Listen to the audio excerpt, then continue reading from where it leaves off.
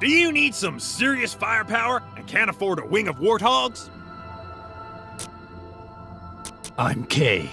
I kill people with my sword.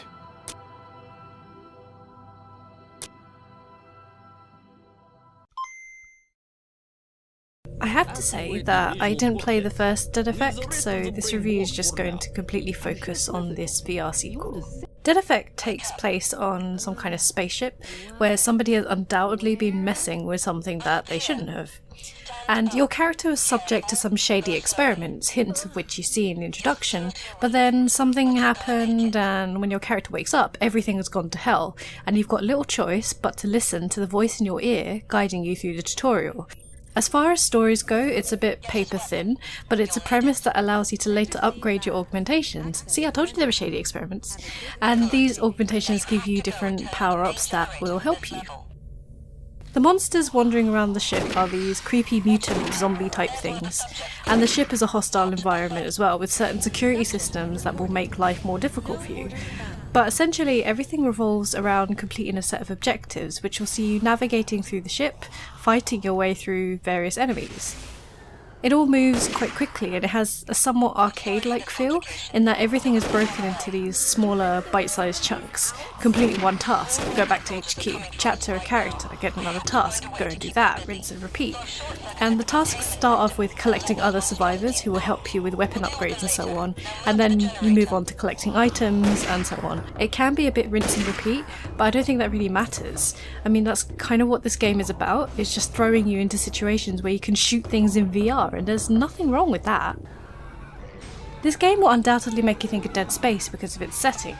Spaceship, terrible monsters lurking around, starting off with only a partial idea of what has happened. But that comparison is almost unfair as they feel like very different games. Dead Space is mostly slower, much more tense, often devastatingly scary, and Dead Effect has much more action and feels a bit more schlocky in its storytelling, but the VR element adds a new level of terror to everything. Horror games in VR are something else. When a feral dog monster comes charging at you at high speed, there are new levels of panic. Your body automatically wants to leap backwards and run like hell because of what you're seeing and experiencing, because it's right in front of you.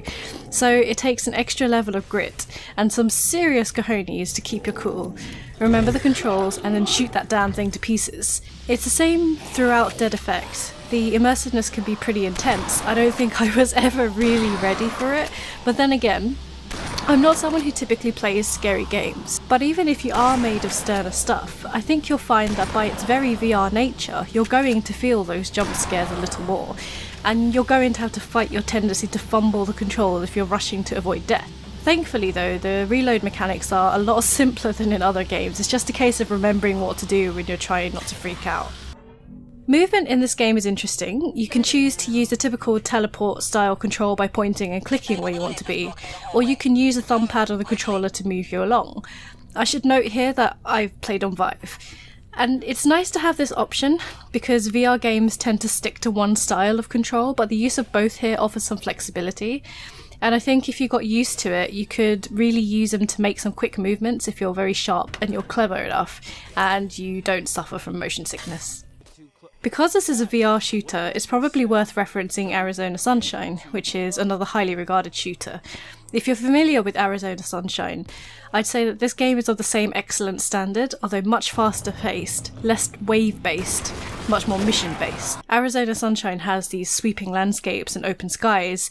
Dead Effect has these really claustrophobic corridors, and they both have monsters that want to get you.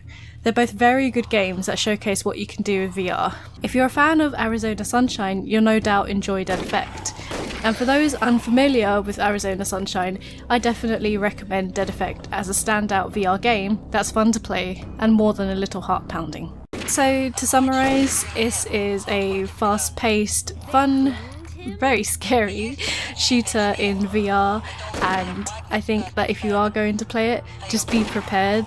Maybe bring a buddy to laugh at you while you're playing it and kind of crack the tension a little bit. Either that or just wear your brown trousers.